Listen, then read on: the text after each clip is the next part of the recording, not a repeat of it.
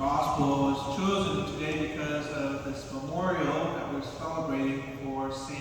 Martin of Tours, because there's not a lot of historical background on it, but one of the biographers that we have that wrote about this saint talks about how when he was a Roman soldier, he saw a naked beggar. This is in the middle of the winter, asking him for help. And of course, he realized he didn't have food, but he saw that this man was naked and cold.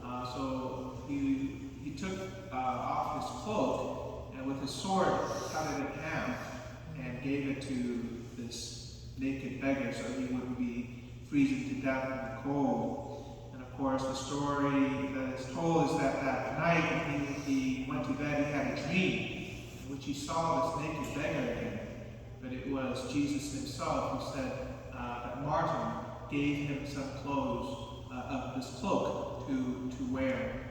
And so that's why the gospel we have today, Jesus speaks about how he is present in the least of our brothers and sisters, those who are hungry or thirsty or naked or in prison or ill. So this is a challenge, not just for us, but for everyone. And I think for us as Christians in particular, is that when we do see the least of our brothers and sisters who are ill or hungry or naked, it isn't just to see them as some homeless person or some beggar, but to see Christ. So with our eyes we may see someone who is hungry or naked, but with our eyes of faith, that's when we see Christ in them. People like St. Teresa of Calcutta was someone who is very aware of that, very sensitive to that reality. With her faith, she saw in the world Christ all over the place, needing divine mercy, needing the mercy of God, needing our mercy. And that's why her gospel, as she likes to say, can be reduced down to 5 words. You did it to me. Those 5 words were her gospel. And that's why the church, the world today recognizes Mother Teresa, someone who deeply cared for the poor, the marginalized, those untouchable in the world. So we are challenged to do and to imitate the example of St. Martin of Tours or St. Teresa of Calcutta. You could do it as individuals, just as St. Martin of Tours did. He saw this man, and this is what he could do. Gave some clothes for this man. But we can also do this corporately, as a group. Now, I think in many ways, many people today feel safer doing that.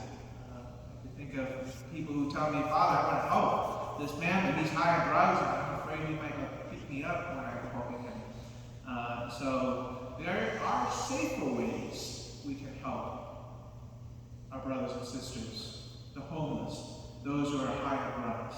And in many ways, when we do it as a group, sometimes it's even more effective. I could give somebody, a homeless person, $20 to get some food. But that very $20 that I give to an organization that feeds the poor, they could feed not just one person. They could feed 10 people with that $20. So this is my encouragement to us, is that we indeed, first of all, see our brothers and sisters, the least of our brothers and sisters, with the eyes of faith. Do not just see another homeless person, but see Christ in these individuals. And then we ask yourself, what can I do? What kind of work of mercy can I do? Not just as an individual, but as a part of a particular community. Perhaps a part of this church. Here at Holy Rosary, we strive to do these very things that Jesus talks about. Feeding the poor. We have St. Martin de Porres ministry here.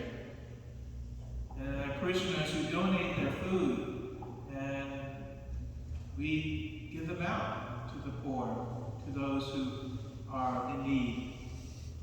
We're also starting a ministry, a prison ministry, here at Holy Rosary. Jesus says, when I was in prison, did you visit me? Now you can, of course, volunteer as an individual to visit prisoners in jail. You could also do it as part of a community. Here at Holy Rosary, we're going to try to start this ministry to visit those in prison. So, St. Martin of Tours today gives us a model, an example of what it is to care, to recognize in the poor,